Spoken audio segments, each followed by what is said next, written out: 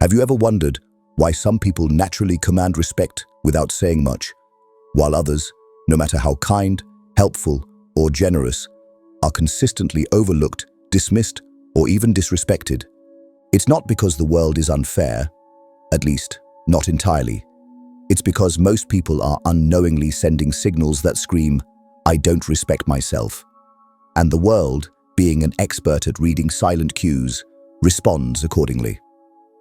Carl Jung, the Swiss psychiatrist and psychoanalyst, spent decades studying why humans behave the way they do, not just outwardly, but beneath the surface, deep within the psyche. One of his core ideas was this: people treat you the way you treat yourself in the quiet moments. When you constantly deny parts of yourself, when you seek validation from others because you haven't yet given it to yourself, the external world mirrors back your internal disconnect. This isn't about confidence. It's not about faking it till you make it. It's about something far more personal. It's about confronting the unseen parts of who you are, the ones you've buried, hidden, or disowned, and realizing that the respect you want from others must first be forged within. Jung once said, "People will do anything, no matter how absurd, to avoid facing their own souls." That avoidance, that refusal to look within, is the silent killer of self-respect. And as long as that pattern continues, no amount of charm, success, or niceness will make others truly see you. This is the hidden reason so many people spend years wondering, why don't people take me seriously? They change their clothes, their job, their tone, their friends, but the one thing they never face is themselves. What we're about to uncover isn't just a psychological insight. It's a confrontation, a quiet war between who you've become for the world and who you truly are when no one is watching. If you've ever felt like no one respects you, if you've bent over backwards trying to earn approval and still felt unseen, this is the part no one told you about. This is where the change begins. Not with how you speak, not with what you wear, but with what you're brave enough to face within. Most people don't realize they're wearing a mask, not the kind you can touch or remove in front of a mirror, but one built out of years of needing to be accepted. The kind made from childhood conditioning, survival instincts, and subtle rejections that taught you, this version of me isn't safe. I need to become someone else. Carl Jung called this the persona. It's the version of yourself you put on for the world, the polite, agreeable, likable self. The one that hides the rawness of your truth to gain approval, praise, or simply to avoid being judged. And while the persona may help you survive in society, over time, it starts to cost you something invisible but essential: authentic respect. Respect, as it turns out, doesn't come from playing a role well.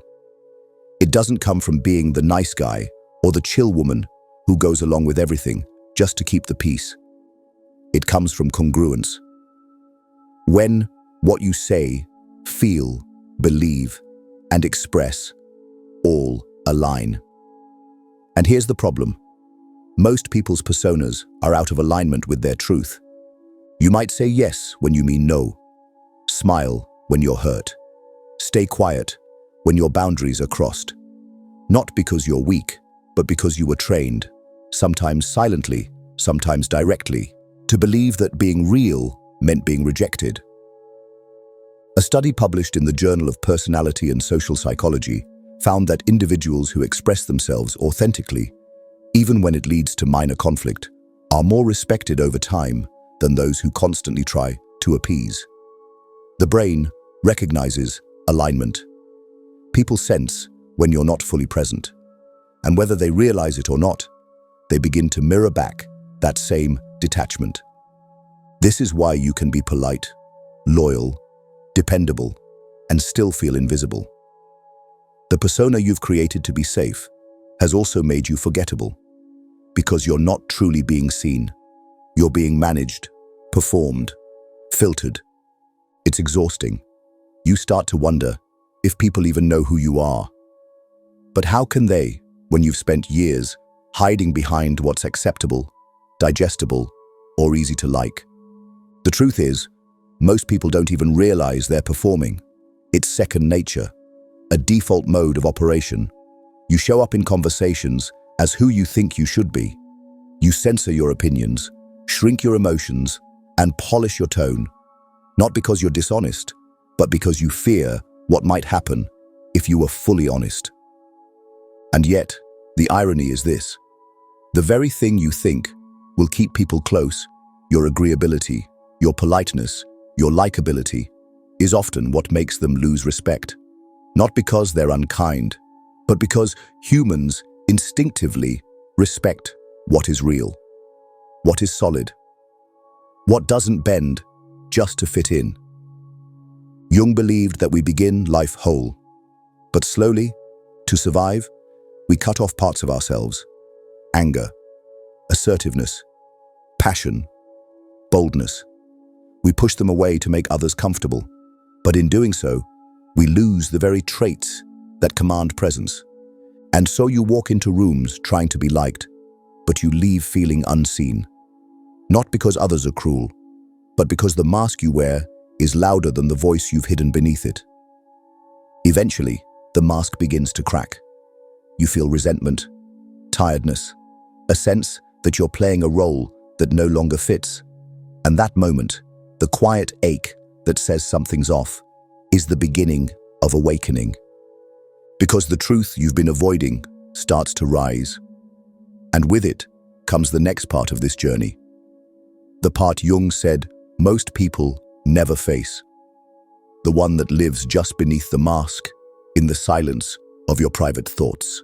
Beneath every carefully crafted persona lies something older, something raw, something most people would rather not see. Carl Jung called it the shadow. The shadow isn't evil. It isn't dangerous. It's misunderstood. It's made up of the parts of yourself you've rejected, suppressed, or denied because they didn't fit the image you were told was acceptable. Emotions like anger, jealousy, pride, defiance, even ambition, qualities that were punished, mocked, or shamed when you were young, got pushed deep down. You didn't get rid of them. You just buried them. And that's the problem. Because what is buried doesn't disappear. It waits. And when you keep pretending those parts of you don't exist, they don't go quietly.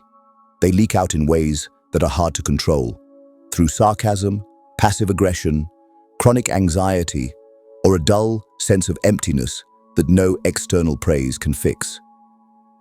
You might notice it when you walk away from a conversation and feel angry without knowing why. When you give and give, only to resent the people you're giving to. When you feel drained by relationships, but still chase them. These are the whispers of your shadow, trying to tell you, I exist. You've ignored me for too long. Jung didn't see the shadow as a flaw. He saw it as a doorway, a necessary step in becoming whole. He believed that without facing your shadow, you remain fragmented, and fragmentation is what weakens your presence. The world senses it. When you're split internally, others pick up on it unconsciously. They may not know what's off, but they feel it. And without even realizing, they begin to mirror the subtle disrespect you have for yourself. The most common mistake people make is trying to get rid of these uncomfortable parts. They meditate them away, pray them away, numb them with distractions. But healing doesn't come from suppression. It comes from integration, from seeing those parts not as enemies, but as messengers, carriers of truth. Let's say you're someone who avoids confrontation because you fear being seen as aggressive. Over time, this trait becomes part of your identity. You pride yourself on being calm, rational, non-reactive. But what if beneath that calm, there's a fire? Your ability to stand up for yourself, to speak your truth, to protect your boundaries. That's not aggression, that's strength.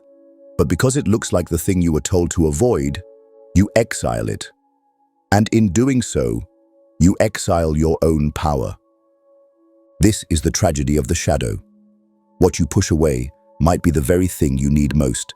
Jung wrote, "The shadow is a tight passage, a narrow door, whose painful constriction no one is spared who goes down to the deep well."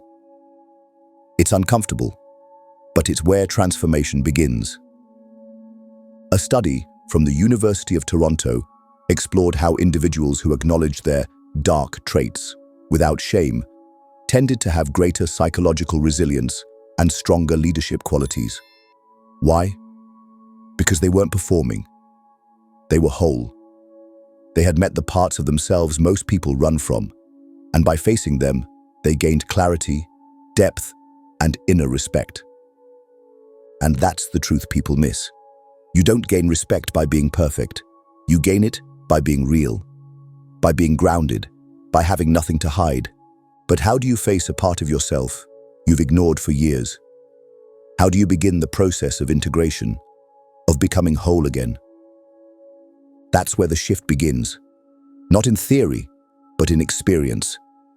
In the slow, sometimes messy journey of learning to live in alignment with all of who you are, light and dark, soft and sharp, seen and hidden. This is the turning point, the place where the self begins to remember itself, and the journey to self-respect finally begins to take shape. It's one thing to become aware of your shadow. It's another to accept it. But the real transformation happens when you begin to integrate it, when you allow the parts you've disowned to re-enter your life in a conscious, respectful way. Carl Jung didn't believe in erasing darkness. He believed in working with it.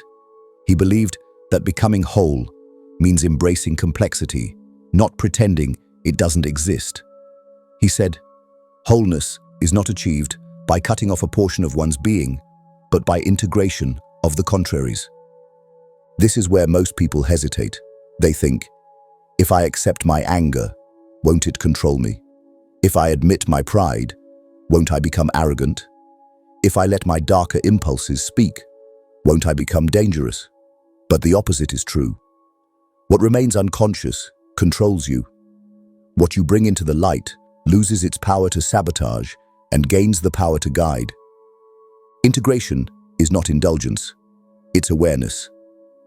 It's when you feel anger rise and, instead of stuffing it down or lashing out, you recognize it as a signal. My boundary was crossed. It's when you feel jealousy and instead of spiraling in shame, you ask, what does this show me about what I truly want? Each of these moments becomes a mirror, and as you continue facing yourself with honesty instead of avoidance, you start to notice a shift, not just internally, but in how people respond to you. You begin to speak more clearly. You stop over-explaining. You stand still when someone tests your limits instead of shrinking. You stop laughing when something isn't funny. You stop saying yes when your soul says no. These small shifts, repeated consistently, create a new baseline, self-respect. And as that baseline strengthens, others begin to feel it. Not because you demand respect, but because your energy no longer invites anything less. People who have integrated their shadow move differently. They don't chase approval because they already know who they are. They don't try to dominate conversations, yet when they speak, others listen. There's something unshakable about them. Not because they're trying to be strong, but because they've stopped lying to themselves. This doesn't mean you become perfect. You'll still make mistakes. You'll still feel doubt, but you'll no longer abandon yourself in moments of pressure. That's the difference. That's the pivot. There's a name for this process in Jungian psychology: individuation. It's the journey of becoming your true self, not the version your parents wanted, not the version society rewards, but the version that was always there, beneath the masks, waiting to be seen. Individuation is not a one-time realization. It's a lifelong process. But the moment you begin, something inside you stabilizes. The world no longer becomes a place you must impress or convince. It becomes a reflection of your inner alignment. And when you're aligned, when the mask falls away and the shadow steps forward in harmony, people respond differently. They may not understand what changed, but they feel it. You no longer carry the weight of pretending. You simply exist, fully, clearly, unapologetically. That is the turning point, when you stop needing respect from others, and in doing so, begin to receive it naturally. But awareness and integration are only the beginning. Knowing this truth means little if you don't live it. So the question becomes, what do you do now? How do you build a daily practice around this deeper self-respect? The next part is not a concept, it's a ritual, a way of being, a shift in how you move through your life. Because without action, even the deepest insight fades. Awareness is the seed, integration is the soil, but without consistent action, nothing grows. Respect, real respect, requires daily proof, not to others, but to yourself. And that proof is built through ritual. Not grand gestures, not dramatic declarations, but subtle, intentional choices you make each day that reinforce one message. I see myself. I honor myself. I no longer abandon who I am to be accepted. So what does that look like? It starts in the quiet. The first few minutes of your day, before the noise, before the scrolling, before you step into the roles the world expects you to play, that's where your relationship with yourself is most raw, most honest. Ask yourself, am I living in alignment with who I am or who I think I have to be? Then, listen, not to the voice of guilt or shame or fear, but to the quiet truth that's always been there, the one that whispers, set that boundary, speak up next time, walk away when it feels wrong. One of the simplest ways to begin this process is by honoring your own no. Not every disagreement needs a debate. Not every question deserves an answer. Not every person deserves your explanation. Start small. Say no to the things that drain you. Don't justify it. Don't dress it up in politeness. Just no. That alone is a statement of self-respect the world can feel. Journaling is another ritual of reclamation, but not the kind filled with to-do lists or gratitude platitudes. Go deeper. Ask yourself, what parts of myself do I judge the most? When do I feel most fake? What am I pretending not to want? Write it all down, not to fix it, but to finally see it. Because what is seen can be softened, and what is softened can be integrated. Another ritual. Leave places, people, and conversations that make you shrink. Not dramatically, not with anger. Just leave. Pay attention to how your body feels around certain people. Do you tighten up? Do you filter your words? That's your shadow telling you, this isn't where your truth fits. Don't argue with it. Honor it. The more you live in integrity with your inner compass, the more solid you become. And solid people don't beg for respect. They don't demand attention. They walk into rooms with quiet certainty, and that alone commands presence.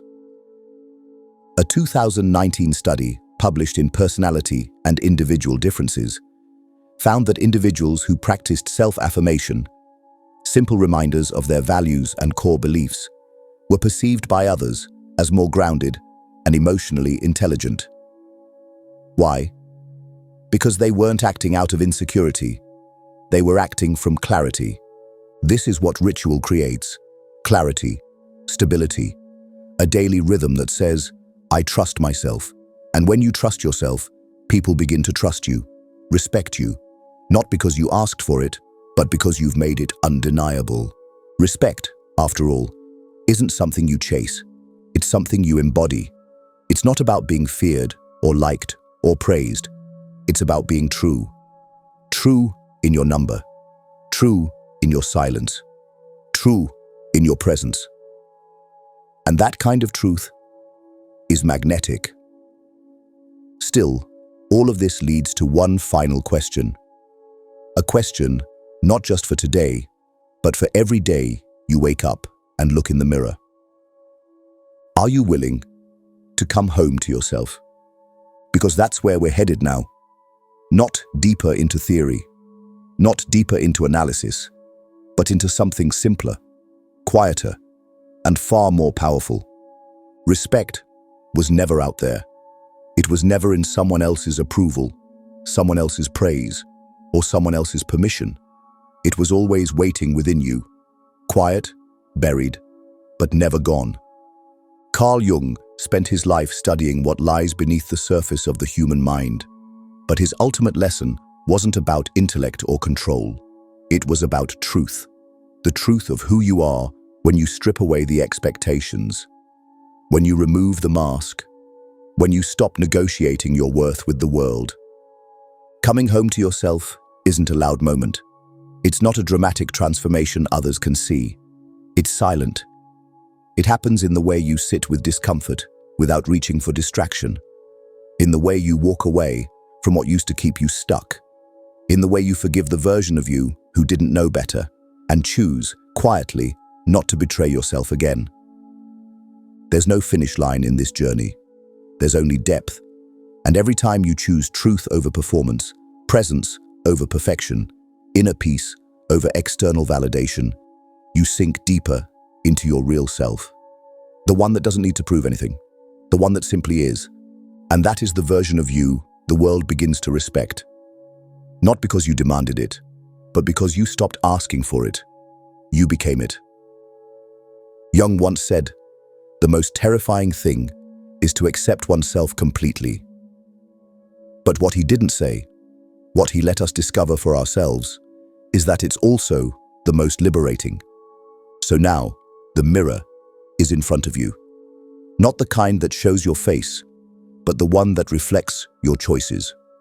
Will you keep adjusting to be seen, or will you finally see yourself? Because the moment you do, the world won't be able to look away. And that is when the respect you've been chasing begins to follow you. Quietly, consistently, inevitably. Not because you asked for it, but because you finally stopped pretending you didn't deserve it.